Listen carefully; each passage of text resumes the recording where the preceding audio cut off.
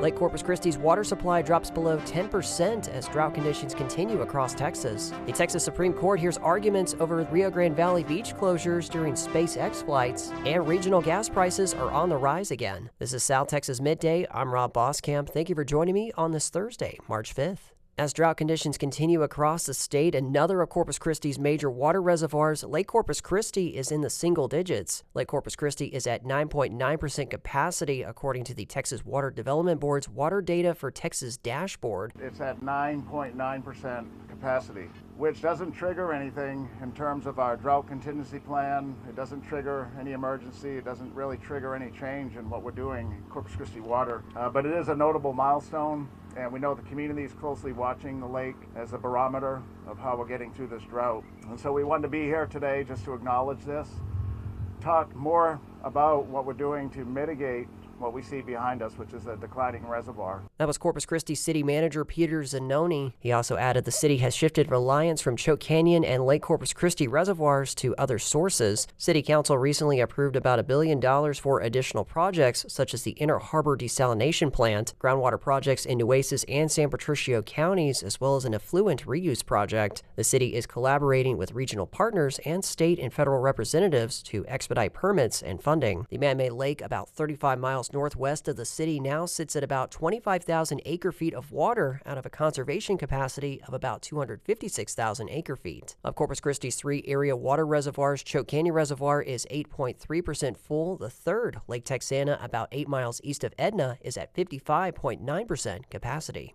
The Texas Supreme Court will hear arguments over beach closures in the Rio Grande Valley during SpaceX flights. Environmental organizations sued SpaceX, Cameron County, and the state, arguing the closures violate the Texas Open Beaches Amendment. The groups allege the closures unconstitutionally block the public's right to beach access. The long-running case was first filed back in 2022, before Starbase officially became a city and took control of beach closures.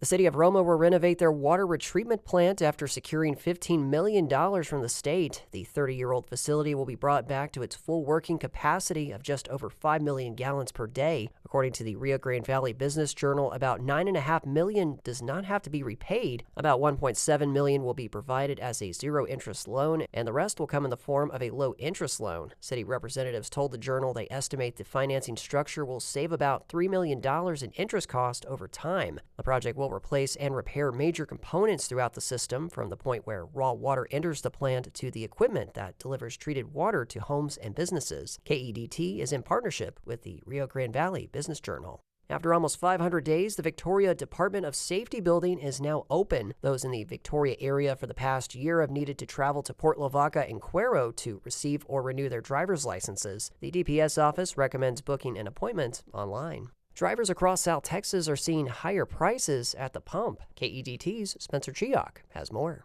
According to AAA in South Texas, gas prices have risen between 25 and 30 cents compared to a week ago. The most expensive counties to buy gas are Refugio, Jim Hogg, and Brooks at around $3, and the cheapest is Goliad, below $2.90, with Willacy right behind. The region is facing some of the highest prices in the state. Texas at large, however, is still well below the new national average of $3.20. According to experts, the cost increase is due to the ongoing war in Iran and the spring break travel season starting. For KEDT News, I'm Spencer Chiok. In state news, President Trump is signaling he's going to make an endorsement in the Republican primary for Texas Senate. On Tuesday, neither incumbent Senator John Cornyn nor Texas Attorney General Ken Paxton won a vote majority, so they are headed to a runoff. As Texas Public Radio's David Martin Davies reports, Trump's tap could decide the race. Trump messaged on social media after the primary result that the bitter Texas Republican primary runoff between Paxton and Cornyn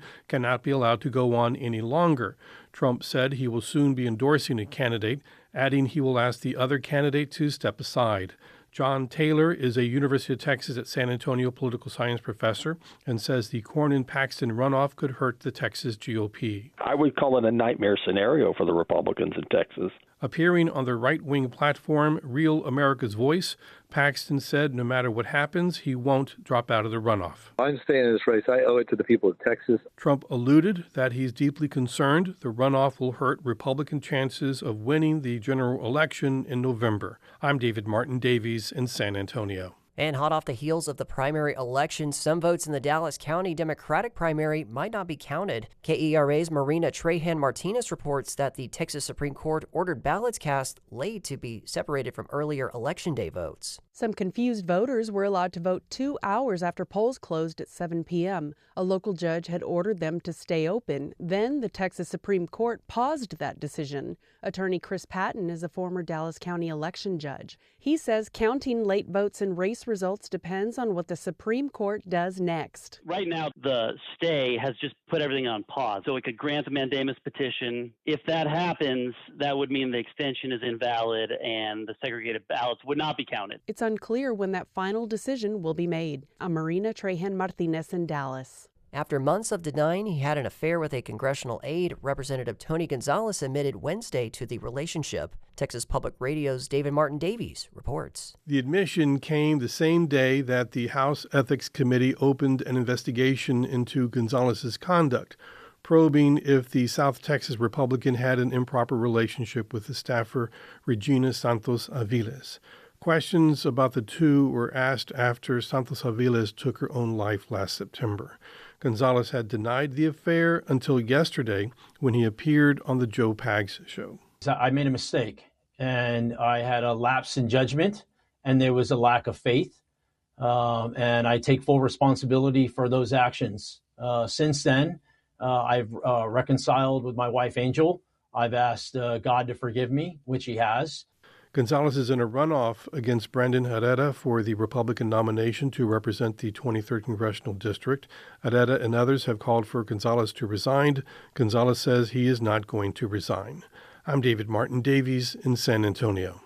When it comes to health insurance, Texas has the highest rate of uninsured residents in the nation, around 20%. Experts estimate concerns about costs lead thousands of uninsured Texans to put off health care, but there is care available for individuals and families who don't have health insurance. KACU Abilene's Bailey Simon has more. When an uninsured person waits too long to seek medical treatment, a problem that was initially manageable can develop into a serious and expensive emergency. That's according to Brady Harwell, Executive Director of the Presbyterian Medical Care Mission.